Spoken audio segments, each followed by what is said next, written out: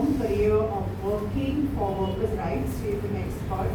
She's worked not just in India but also around the world to improve the rights and uphold the dignity of all workers, but especially representing migrant workers.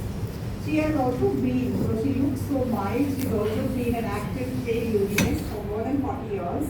Her early work focused on union organization in India's construction and forestry sectors, and predominantly with migrant and unskilled workers. And whenever you talk to her, she always talks about the migrants, the informal workers, rather than the formal workers, and she always brings up the statistics of how more than 84% of our workers' population today is in the informal sector. From 2006 to 2016, 14, Ms. Nathan worked as a regional specialist for workers' education at the International Labour Organization, or the ILO.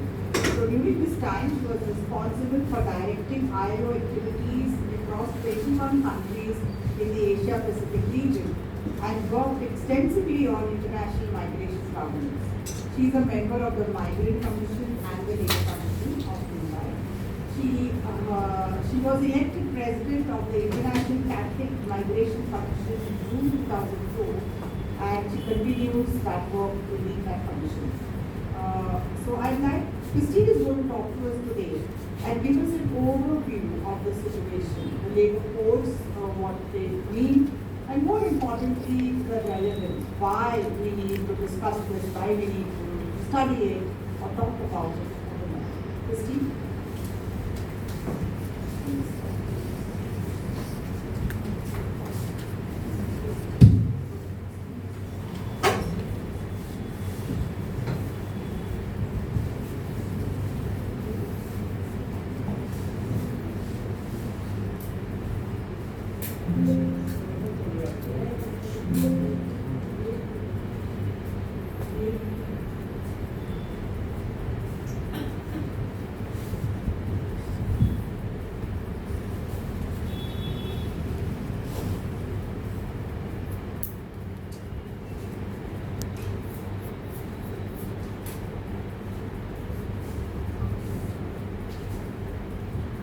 Good morning. Thanks, Ruth, for the detailed introduction. And I like it so many decisions that I made. Good morning, Bishop Alden, Father Fraser Aspiratus, Father Jervis, Nancy D'Souza, Conrad Saldana, members of the Labour Commission, and dear friends. When we were discussing what do we do for Workers' Day, for Labour's Day some time back, we are actually gathered here today after a meeting with the Labour Commission to celebrate Workers' Day, called Labour Day, which is to recognize the importance of workers and their tireless efforts and celebrate the contribution of workers everywhere. Globally, this day is marked by rallies, parades, speeches, family day, and celebrations. This day was used as an opportunity to highlight current workplace challenges and promote social justice. This day was also focused internationally to recognize trade union rights.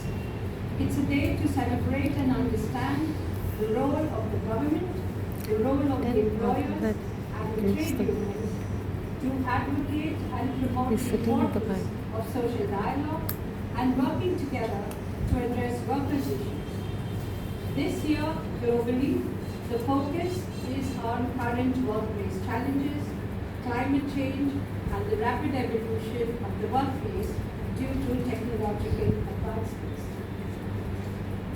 With this brief background, let's go to the topic we have for this morning, the social teachings of the Church, examining the Labour Code, focusing particularly on the code of wages.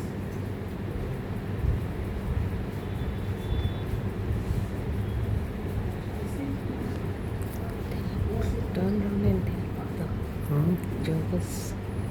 No, he's sitting there. He was But you can tell that I can't tell, you can't tell. No, he's putting the mic on her mouth. The mic was not on her mouth.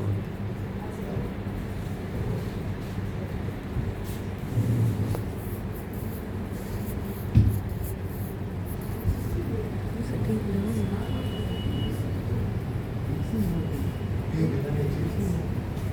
There is a problem with the sound disturbance.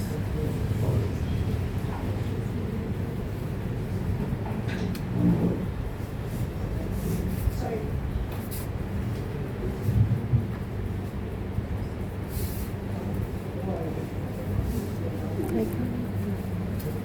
Yeah, it is. Hmm. Yeah. Like that. Okay, with this brief background, let's go to the topic we have before us this morning, the social teachings of the church, examining the labor code, focusing on the code on wages. Before we get into the code on wages, let's look at the following and get a perspective. The population of India, we all know, is 143,000 crore. That's 1.4 billion. Male is 743 million.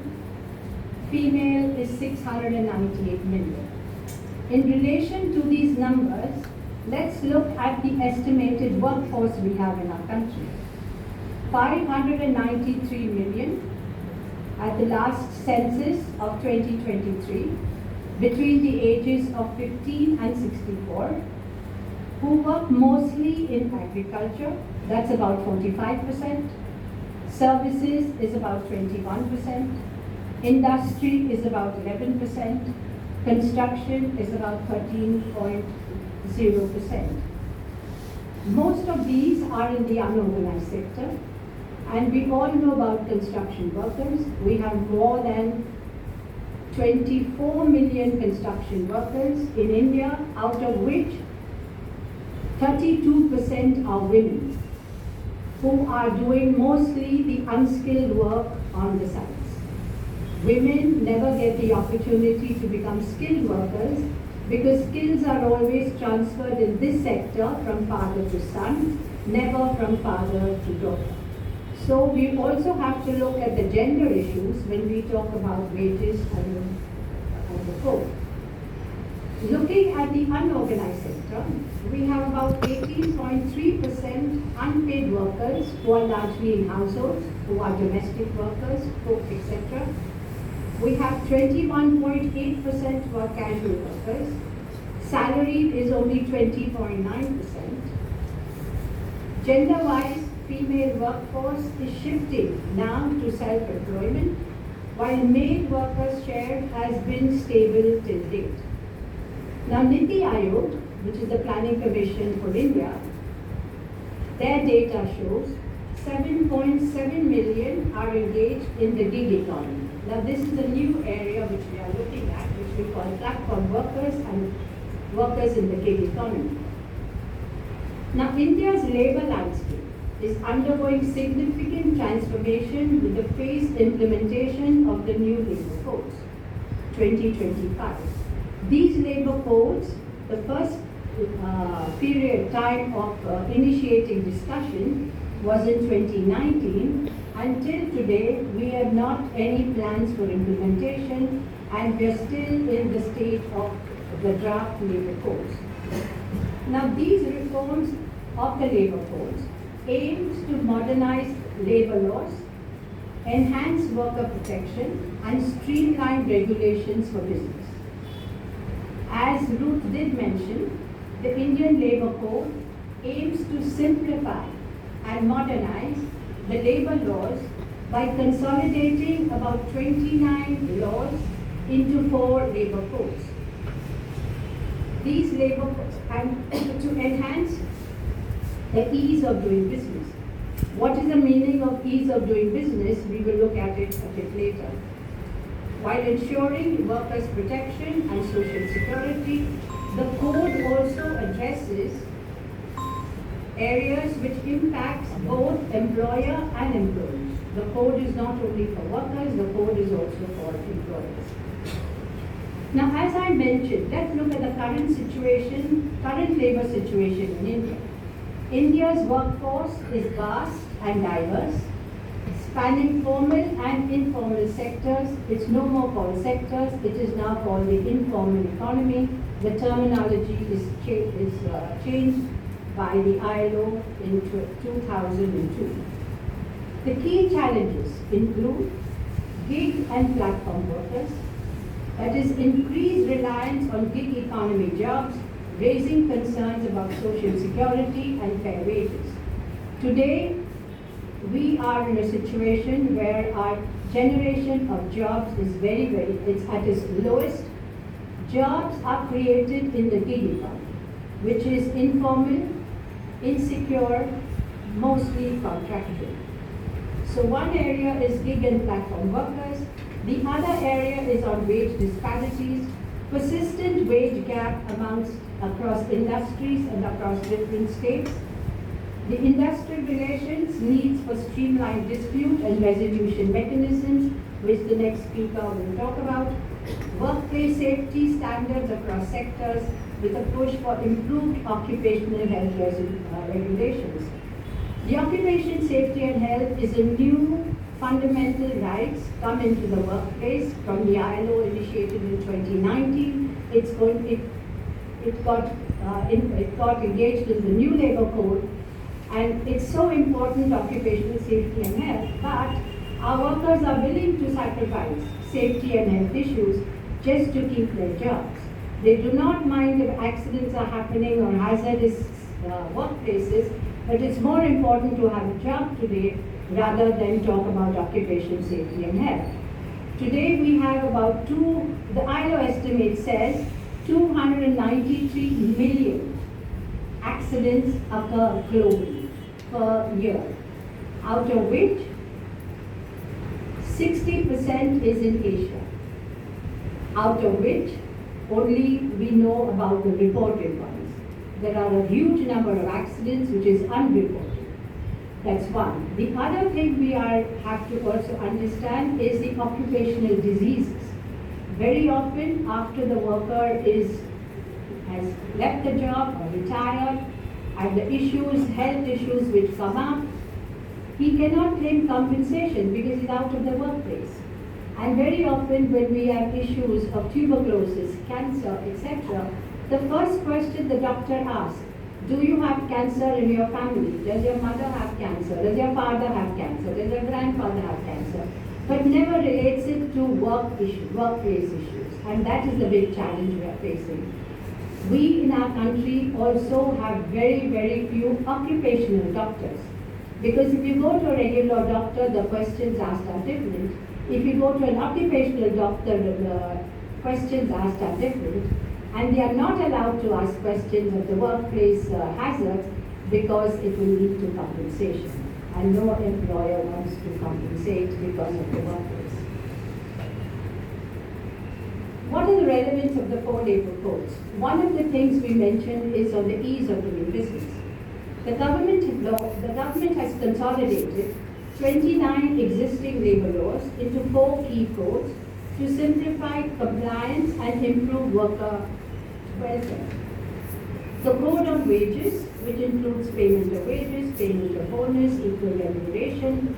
The speaker will take those details in the session. The second one is on establish minimum wage standards across industries. The next on wages ensure timely salary payments, preventing wage delays. The next code is on social security, expand provident fund, gratuity and maternity benefits, which includes the gig and platform workers under social security schemes. The government says we are creating social security schemes for the gig workers. But the question here is, there's no social security for the permanent workers, for the full-time workers. On what basis are we going to cover social security for the gig workers? So sometimes we have to call the bluff. And we have to ask questions as to how you will cover gig worker social security while no identity, no visibility, no registration. Then we're looking at the Industrial Relations Code, which simplifies dispute resolution mechanisms, defines clear employer-employee framework to enhance industrial harmony. Then, of course, as I mentioned, Occupational Safety and Health and Working Conditions Code focuses on workplace safety and employee well-being. We also introduce measures for safe environment across sectors. While doing auditing for safe working conditions, which I had an opportunity to do in many countries, you cannot imagine, like in Bangladesh, 80% of the workers in the cement factory had tuberculosis and cancer. When we approached the employer, what did he say? He said, I give the workers 1 egg, 1 banana, and a glass of milk every day.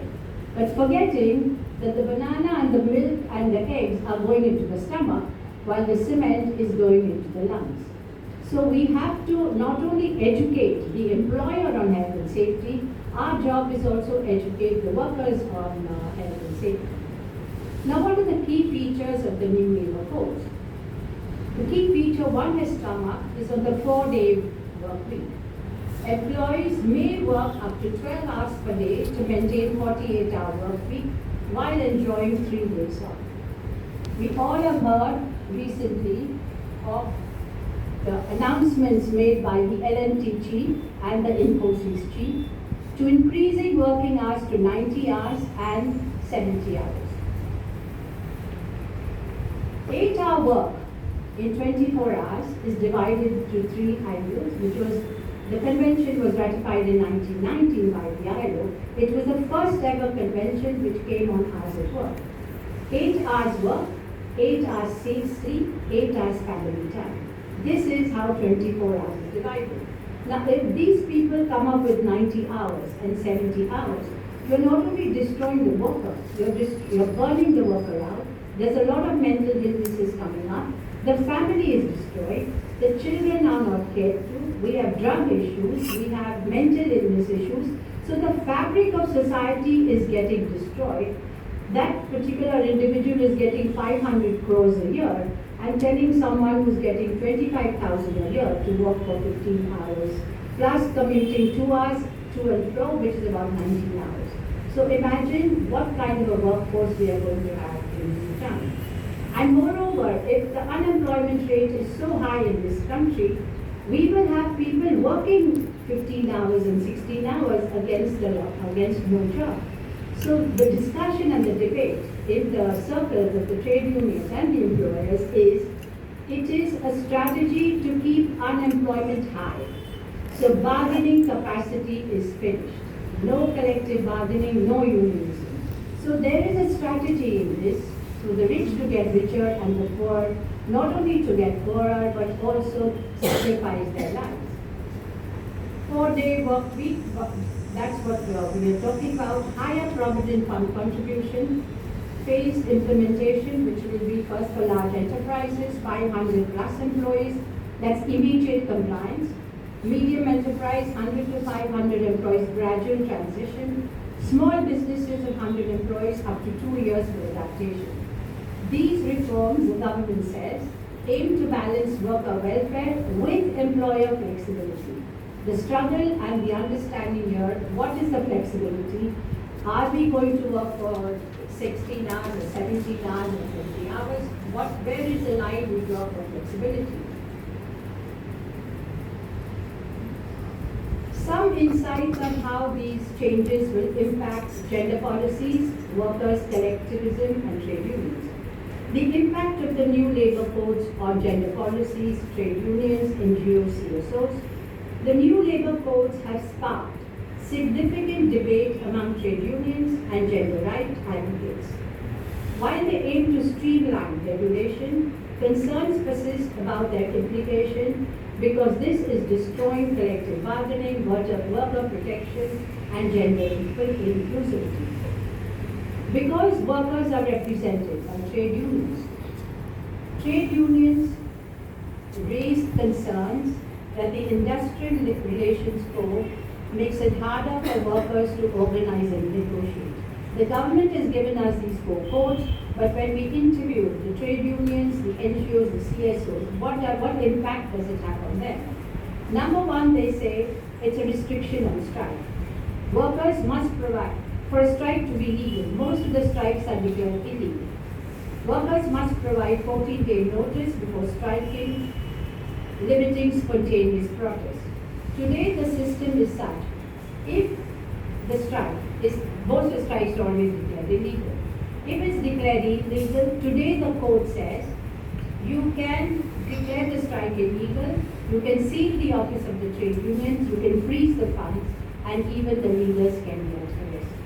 So this is like scuttling the throat of the trade unions. Union recognition can disappear. The process for forming registering trade unions has become more and more difficult under these codes. For the employer, layoff is becoming much easier, retrenching workers is easier, particularly in firms with fewer than 300 employees. One of the issues which is of great concern is when these codes were formed, the worker, see, we have government employers and trade unions. The trade unions were not consulted at all.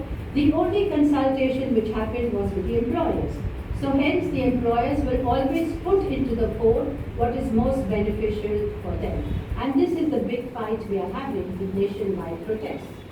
Major trade unions have now called for a strike on the 20th of May to oppose these codes. They do not want these codes or relook at these codes because these codes say workers who have fixed term employment cannot join unions. Today, across the border, the workers are having fixed term employment. So in the process, the collectivism and the power of collective bargaining will soon be is under attack.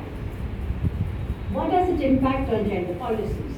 The new codes introduce some changes, but also raise some concerns on gender equity. The inclusion of gig workers. The Social Security Code extends benefits to gig and platform workers, many of whom are women. The government has not yet recognized to engage discussion on the gig and the platform workers. This year in ILO meeting, which will be held for June, for 2 weeks a discussion will be held on the gig and platform workers to see if we can look at a convention or we look at a recommendation. Now the government is very happy. They keep talk about employment numbers rising, but most of these employment are not full-term employment. They are employment found in the gig and platform economy, and hence this is boosting the figures of creating new jobs. Night shift provision is in the code, which says women can now legally work night shifts, but our concern still remains about the safety measures and employer accountability of the women who are going out to work in the night shift. And we all know the kind of dangers women face on a day-to-day basis. We know of the ones who are reported, but we certainly do not know about the ones which are not reported. And then of course I said on workplace safety, this mandates better working conditions, but implementation varies across industries. What are some of the key takeaways? While the labor codes modernize regulation, they also weaken trade union influence and raise concern about gender inclusivity. Advocacy effects will be crucial to ensure fair implementation and how to protect workers' rights. We have a whole load of issues on the wage issue, which I'm sure Advocate Nancy will look at. The floor wages, the revision of wages, the whole list is there. I just want to say one point on the labor inspection. The labor inspection is one of the most misused law in the country. Labor inspection is under the ILO Convention 81. Today the government says we have very few labor inspectors in the country. There are no labor inspectors to go site to site. They've created a system where the employer will self-inspect the workplace. Now, which employer will say, I have child labor, I have hazardous workplace, etc. So we want to fight against this. The labor inspectors must visit, because we have 3,000 labor inspectors and millions of enterprises. By the time the inspector visits one, to come back to the same enterprise will be about 35 years later. So labor inspection is one area which we are really looking at, and many complaints have gone to the ILO on this issue, on the labor convention. So I'm sure next speaker will cover these issues, but also to say that the penalties prescribed and the violation of the code of imposing penalties has to have a deterrent value. The reduction of penalties coupled with the compounding of offences and the vesting of power in government officers should be held accountable. We know that in occupation safety and health, on the child labour, if there's a child working at the workplace and the employer is pulled up, he or she has to pay not more than 1,000 as penalty. So look at the kind of system we are pushing, and India is the largest place for child labour, and those children are at the workplace competing with jobs with us. There are many issues which is particularly for implication of the different codes, of the different wages, industrial relations, occupation safety, social security. But I think we've just taken wages for this topic, and Advocate Lancy, I'm sure will go into each of those issues on the board. Thank you very much.